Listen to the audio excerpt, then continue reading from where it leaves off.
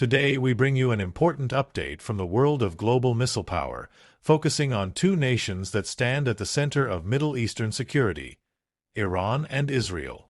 In this video, we will compare Iran's most powerful missile, the Khorramshahr, with Israel's Jericho-2 missile system, analyzing their technology, costs, maintenance, and the danger these weapons represent to the balance of power in the region. Iran's Khorramshahr missile is widely regarded as the most advanced in Tehran's arsenal. It represents years of development under sanctions, with the intention of creating a missile capable of deterring enemies far beyond its borders. On the other side, Israel's Jericho-2 is a proven ballistic missile system with decades of refinement, serving as one of the cornerstones of Israel's strategic deterrent capability. Both missiles reflect the ambitions, fears, and security concerns of their nations, and comparing them reveals a great deal about the future of Middle Eastern warfare. The Khorramshahr missile is a medium-range ballistic missile, MRBM, believed to have a maximum range of around 2,000 kilometers. This makes it capable of striking deep into the territories of potential adversaries, including Israel, U.S. bases in the Middle East, and even parts of Europe. The Jericho-2, by contrast, has an estimated range of 1,500 kilometers, though some reports claim it can exceed that figure. This means both systems overlap significantly in their target coverage, creating a balance of power where both Iran and Israel can hold each other at risk. From a design perspective, the Khorramshahr is thought to be based on North Korean missile technology, specifically the Musudan or BM-25 platform. It uses liquid fuel, which provides high thrust but comes with challenges in storage, fueling time, and battlefield readiness. The Jericho-2, meanwhile, uses solid fuel, giving it a major advantage in terms of launch readiness, mobility, and survivability. Solid fuel missiles can be launched with little preparation, while liquid fuel systems require hours to fuel, leaving them vulnerable to preemptive strikes. Payload capacity is another crucial factor. The Khorramshahr is capable of carrying a warhead of up to 1,800 kilograms, a massive payload compared to most other MRBMs. This allows it to potentially carry multiple warheads, penetration aids, or even a future nuclear device if Iran ever weaponizes its nuclear program. The Jericho-2 carries an estimated payload of 1,000 kilograms, but given Israel's advanced warhead miniaturization, this is more than sufficient to deliver highly destructive nuclear or conventional warheads with precision. When it comes to guidance systems, Iran has made progress but still lags behind Israel. The Khorramshahr relies on inertial navigation with possible updates from satellite navigation, though accuracy remains in the range of hundreds of meters circular error probable, CEP. For nuclear or large conventional warheads, this level of accuracy may be sufficient, but it is far less precise than Israel's Jericho-2. Israeli missiles reportedly use advanced guidance technology, possibly aided by American and indigenous satellite systems, giving them CEP figures measured in tens of meters. That means Jericho-2 is much more accurate and effective against hardened or specific targets. In terms of cost, the Khorramshahr is relatively cheap compared to Western systems but still expensive for Iran's struggling economy. Analysts estimate that each missile could cost Iran tens of millions of dollars, with the entire program consuming hundreds of millions, if not billions, over decades. Maintenance is also costly, as liquid-fueled systems require constant monitoring, refurbishment, and storage conditions to keep them viable. Israel's Jericho-2 program is even more expensive, costing billions over its lifetime, but Israel's economy, coupled with U.S. support, allows it to maintain and modernize the system with relative ease. Strategically, the Khorramshahr represents Iran's attempt to establish deterrence against Israel, the United States, and regional adversaries such as Saudi Arabia.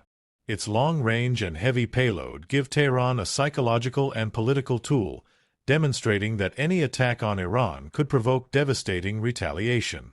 For Israel, the Jericho-2 is part of a larger triad of deterrence, including nuclear-capable aircraft and submarines.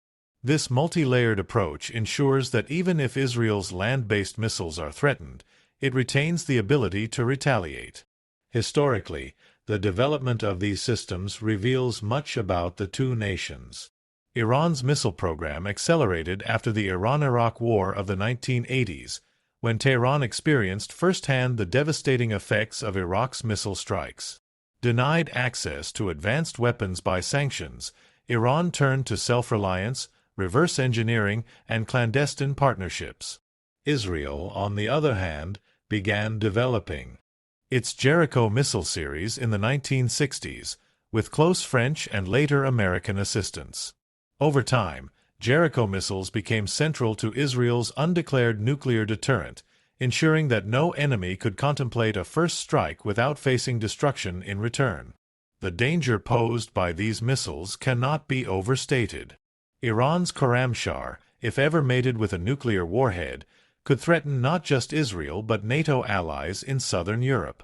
Even with conventional warheads, its payload capacity makes it devastating against large targets like military bases, onerous modernization to remain credible. Looking ahead, Iran is already working on the Khorramshahr 4 variant, which reportedly has improved guidance and maneuverable re-entry vehicles, MARVs. This could reduce its CEP and make it more effective against missile defenses. Israel, meanwhile, has moved beyond Jericho 2, fielding the Jericho 3, a long-range intercontinental ballistic missile (ICBM) that vastly outperforms Iran's capabilities. Still, Jericho 2 remains in service, complementing the more advanced system and ensuring layered deterrence. The Middle East security equation is shaped heavily by these weapons. For Iran, the Khorramshahr is not just a missile but a symbol of national pride, sovereignty, and resistance against Western pressure. For Israel, the Jericho 2 is the silent guardian of its survival, ensuring that no adversary can erase the Jewish state without facing annihilation. This balance of terror defines the strategic environment of the region.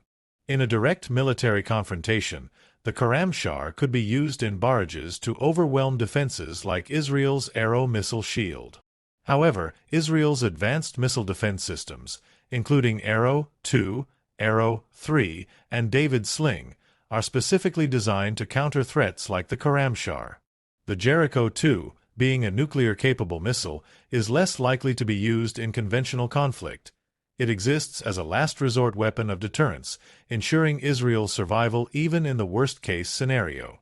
The global implications of these missile systems extend far beyond the Middle East. Western nations fear that Iran's missiles could eventually be fitted with nuclear warheads, making them a threat to Europe and beyond. Israel's Jericho 2, while not openly declared, is part of a nuclear arsenal that ensures U.S. and NATO strategic stability in the region.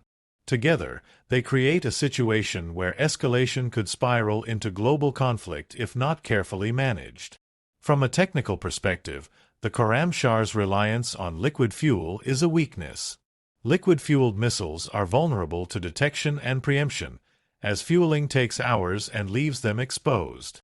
Israel's solid-fuel Jericho 2 can be launched almost instantly, making it a far more survivable and flexible weapon. This difference highlights the technological gap between Iran and Israel, despite Iran's impressive progress under isolation. Public perception within each country also differs. In Iran, state media celebrates the Khorramshahr as a symbol of defiance and national power. In Israel, the Jericho 2 is shrouded in secrecy, rarely discussed openly due to Israel's policy of nuclear ambiguity. Yet the very secrecy surrounding Jericho 2 adds to its deterrent power, leaving adversaries uncertain about its exact capabilities.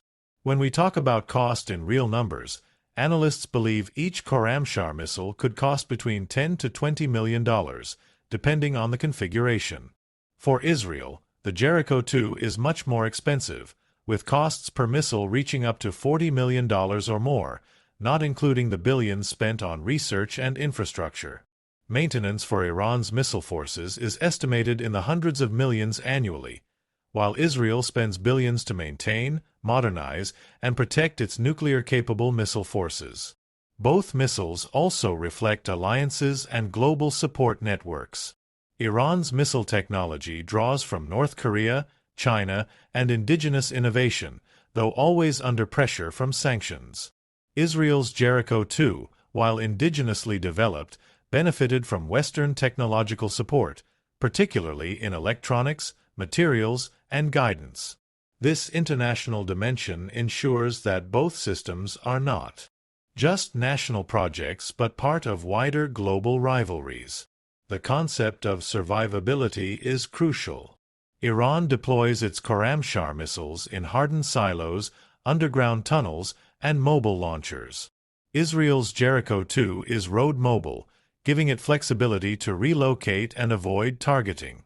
In addition, Israel's smaller size means its missile forces are tightly integrated into its national defense system, while Iran must spread its missiles across vast territory, complicating logistics but increasing survivability.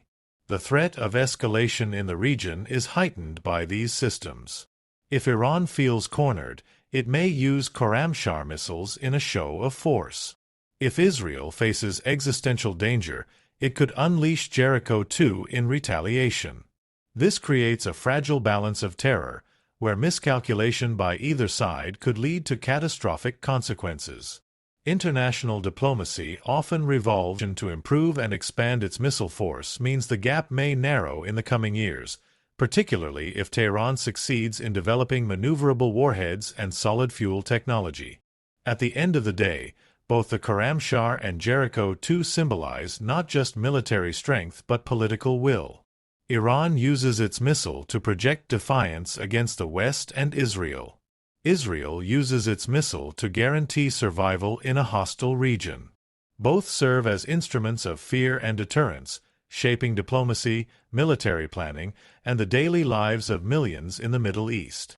For the ordinary people living under the shadow of these weapons, the cost is measured not just in money but in constant insecurity. Every announcement of a new test, every military exercise, raises fears of war. The missiles create a permanent atmosphere of threat, a looming danger that never disappears, even in times of peace. In conclusion, the Khorramshahr and Jericho-2 are more than just pieces of military hardware. They are symbols of two nations' determination to survive and dominate in one of the world's most volatile regions. Iran's Khorramshahr offers long range and heavy payload, but struggles with accuracy and liquid fuel limitations. Israel's Jericho-2, while older than its Jericho-3 successor, offers superior accuracy, survivability, and integration into a nuclear deterrent strategy. Together, they form a deadly balance that defines the security architecture of the Middle East. And that brings us to the end of today's video. If you found this comparison insightful, make sure to like, subscribe, and share Global Defense Zone for more in-depth analysis of global military power. Stay tuned for our next update, where we continue to explore the world's most powerful weapons and the shifting balance of international security.